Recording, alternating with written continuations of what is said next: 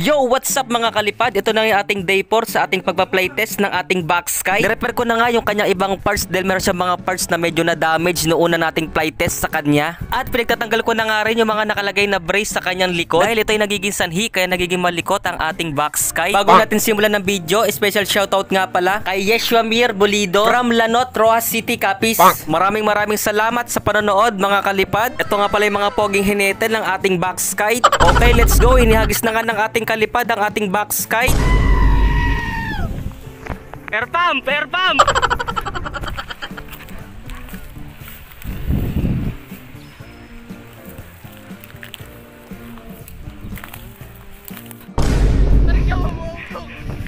Sheesh! Ayun o! Atras!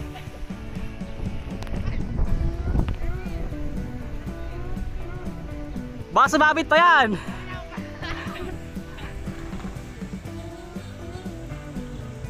Atras na. Baka sumabit pa, madisgrasya pa.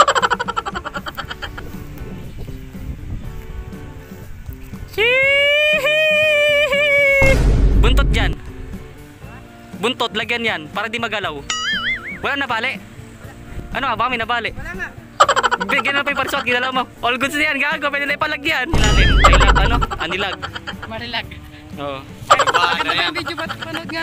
At success na nga ang pagpa-playtest natin sa ating Backsky. Iuwi na muna natin ito para mas madagdagan natin ang mga disenyo para mas gumanda ang ating Backsky. Dahil nag-request si Sir Michael Umali na dagdagan natin ng design ng ating Backsky. Dahil last playtest na natin bukas ang ating Backsky para lang makita natin ang lipad pag nilagay natin siya ng design kung okay nga ba. At ito na nga yung pang day 5 ng ating pagpa-playtest. Dahil ito na nga yung pinakalas ng ating pag-testing sa ating Backsky. Ito na yung ating final dahil bukas laban na. Sabado ang laban sa Anilag Kite Fest sa Laguna. Ako na ngayon mismo naghinete o nagpalipad sa ating Backsky para naman madama ko yung lakas ng hila nito dahil bukas ilalaban na natin siya. Excited na rin ako.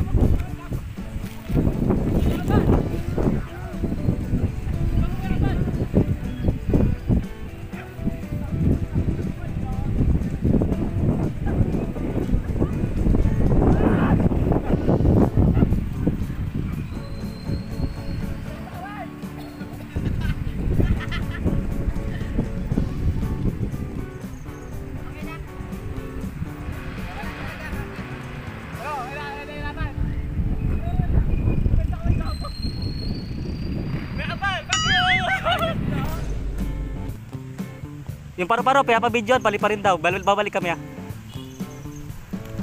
Arilag!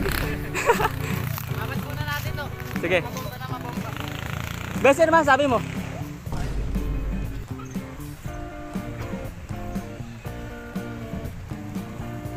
At sinamsam na nga natin agad ang ating Backsky dahil meron pa tayong ipa-fly test na isang guryon. Baka ma-aksidente pa at maglagot dahil napakalakas ngayon ng hangin.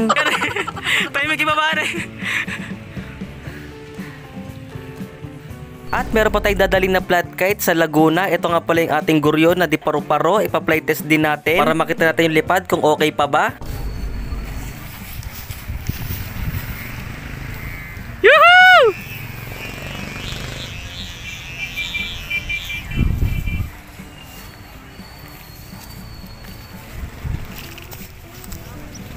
Malakas ba hila, Bessie?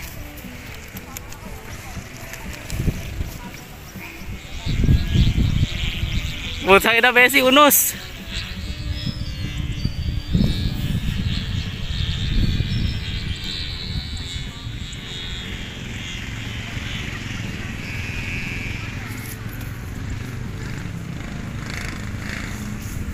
Pwede.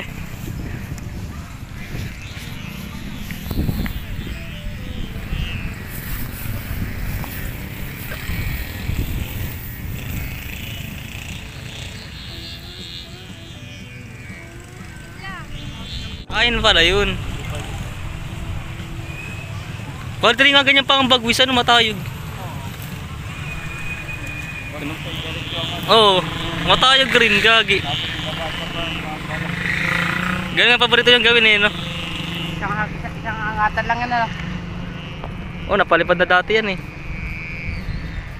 Ayun yung mukhang Superman Baba, parang may kasabay siya Ganyan lang. Oo nga, may kasabay na raw si Bessie. Ready na. Ayan kaya yata. Hindi.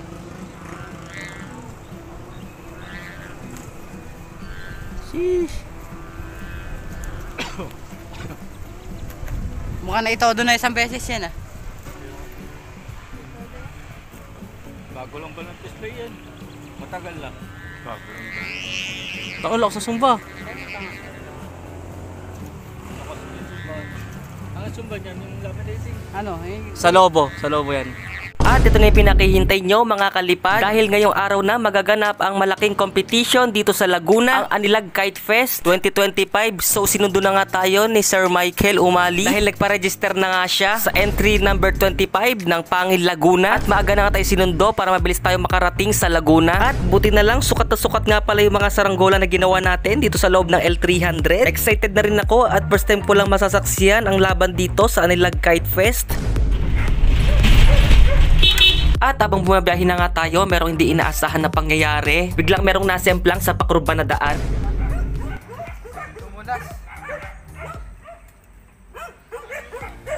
Buti na lang kagad huminto si Sir Michael Umali para tulungan si Kuya. At ako naman natulala lang sa loob dahil nabigla ako sa pangyayari. Kaya mga kalipad, palagi tayong mag-iingat sa mga pakurba na daan. Buti naman okay lang si Kuya, wala masyadong nangyari sa kanya.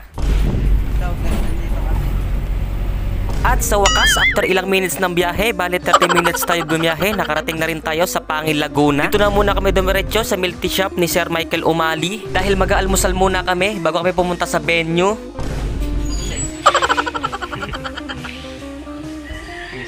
At inihanda na nga rin natin ang gagamitin nating tanse o mga tali dahil papunta na ulit tayo sa ating venue kung saan magaganap ang Anilag Kite Fest. At sa wakas, after ang ilang minutes, nakarating na rin tayo dito sa ating venue. Dito nga pala magaganap ang ating kite competition sa Laguna Sports Complex. Kite competition! At dito na kami. Sheesh! Makakasama. Basic kaya natin yan. Sa Anilag. Ayan ang paliparan na. Ayan na. Uy, Bessie! Panis! Papeng! Malawak. Tangina, may kalaban naman din, no? Yari tayo.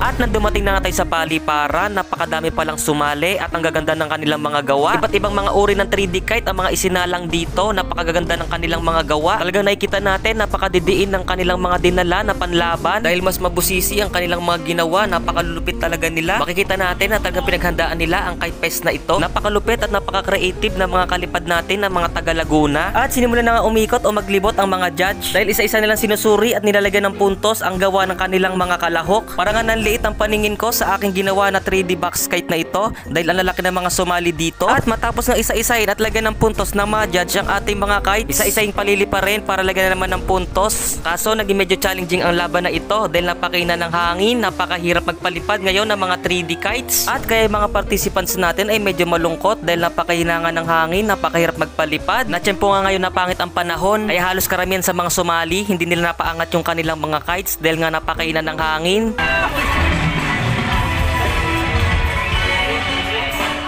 At meron din mga ibang pinalad na umangat yung kanilang mga saranggola dahil lumalakas saglit ang hangin, maya-maya hihina ulit tapos babagsak lang ulit yung kanilang mga pinapalipad.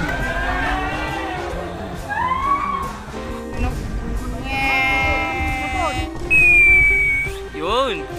Oh, yung isa, tumabit.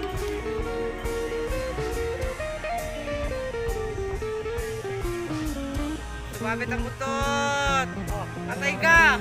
Naku po, nakadisgrasya po yung isang buntot.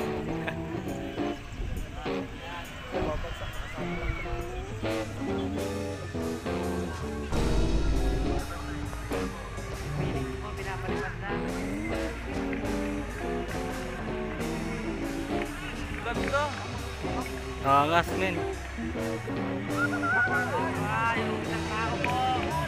Surprise! Para langkat po! Dinala po!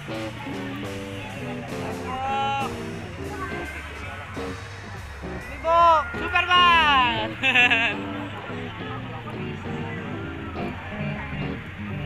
Ganda tignan eh.